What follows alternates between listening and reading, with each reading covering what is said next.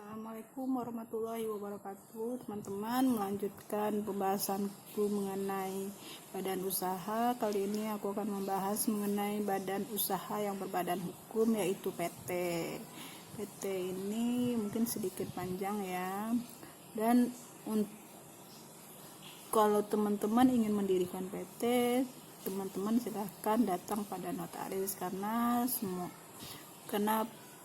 di PT dituangkan dalam akta notaris dan misal syarat dan ketentuannya semuanya notaris akan tahu. Jadi kalau teman-teman datang ke notaris, pasti notaris akan meminta semua pendiri untuk hadir dan berdiskusi sama notaris karena akan membahas mengenai identitas dari PT beserta organ-organnya dan modal besar modalnya dan lain sebagainya. Yang pertama yang harus didiskusikan dengan notaris itu mengenai nama nanti mintain. Makanya teman-teman harus menyiapkan beberapa berkas yang harus disiapkan karena berkas-berkas tersebut akan dituangkan dalam anggaran dasar pendirian PT. Untuk penyiapan akta pendirian PT tersebut, yang pertama tentunya PT tersebut harus mempunyai nama, dan untuk mendapatkan nama tersebut diusahakan teman-teman mempunyai 3 nama agar nanti kalau sama dengan nama yang lain ada alternatif yang lain. Kalau sama dengan PT yang lain ada alternatifnya, atau kalau bertentangan dengan kesusilaan ada alternatif lainnya. Jadi 1 nama utama, 2 nama alternatif, diusahain seperti itu. Yang pertama itu menyiapkan nama, yang kedua minta surat keterangan domisili dari kantor kelurahan setempat di mana tempat PT itu akan berdiri. Kalau didapat sesuai dengan IMB-nya, karena nanti di sana akan dilihat berdasarkan IMB itu apakah kantor ini layak bisa dibuka sebagai tempat usaha di sini. Usaha teman-teman itu akan berkembang dan maju kalau kantornya dibuka di sana. Nanti akan didiskusikan seperti itu juga sama notarisnya. Kalau dirasa tidak memenuhi persyaratan untuk bisa perusahaan tersebut maju dan berkembang, sebaiknya ya sewa dengan syarat harus ada perjanjian sewanya yang dibawa ke kantor notaris. Terus bahas mengenai maksud dan tujuan. Mengenai maksud dan tujuan itu nanti ruang lingkupnya maksud dan tujuan itu akan dicantumkan juga di dalam akta pendirian dari PT tersebut. Dan sekarang mengenai maksud dan tujuan itu beserta ruang lingkup usaha yang ingin didirikan itu ada di dalam, harus disesuaikan dengan KBLI 2017. Kalau teman-teman belum tahu, silakan teman-teman cari di Google aja, karena di sana banyak sekali di KBLI 2017 itu banyak sekali jenis-jenis bidang usahanya. Nanti ada usaha utama, usaha pendukung, dan usaha cadangannya macam-macam. Teman-teman harus ajuin itu tuh. Karena PT kan boleh banyak lebih dari 1 bidang usaha, hanya 1 bidang usaha. Terus kemudian jangka waktunya, apakah teman-teman ingin mendirikan PT ini dalam jangka waktu yang tidak tertentu atau tertentu, dalam jangka waktu terbatas atau tidak terbatas.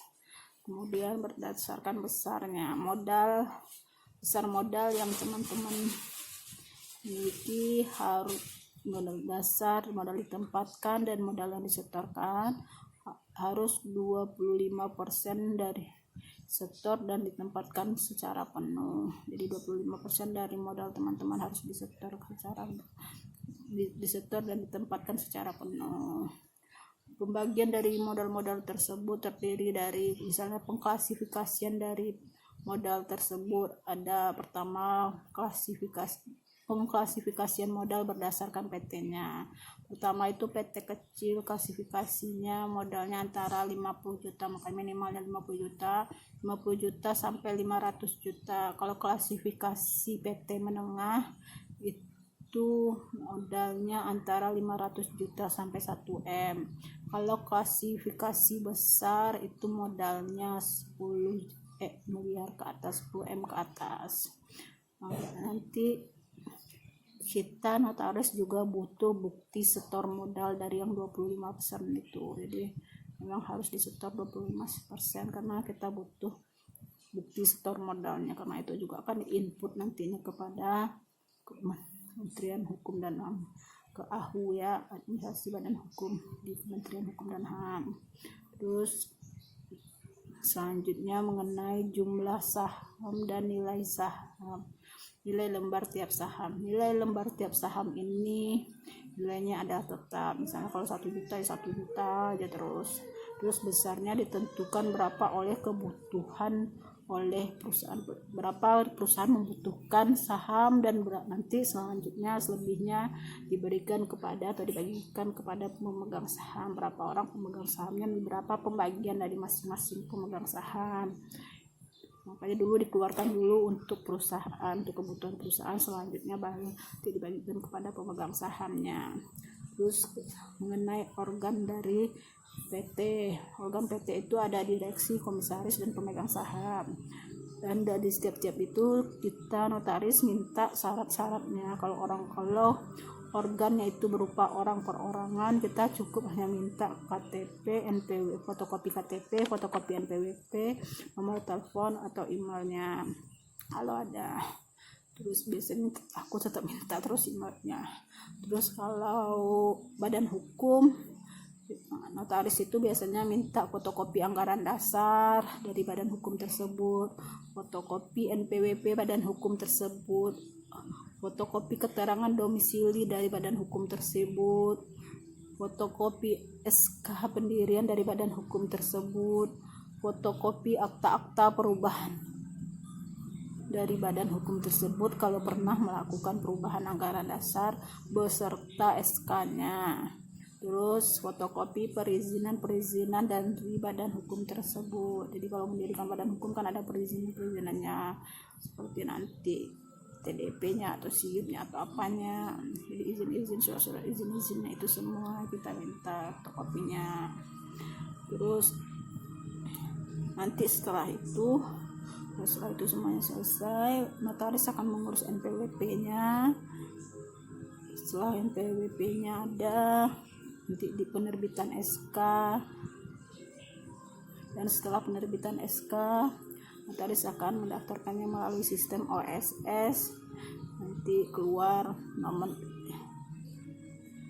induk berusahanya, NIP-nya keluar, terus TDP-nya, tanda daftar perusahaannya keluar, terus surat izin usahanya, perdagangannya juga keluar, SIUP-nya juga keluar. Nah, sekian dulu dari aku mengenai PT. Untuk kalau ada kurangnya maaf kalau ada kurang dan lebihnya. Terima kasih. Assalamualaikum warahmatullahi wabarakatuh.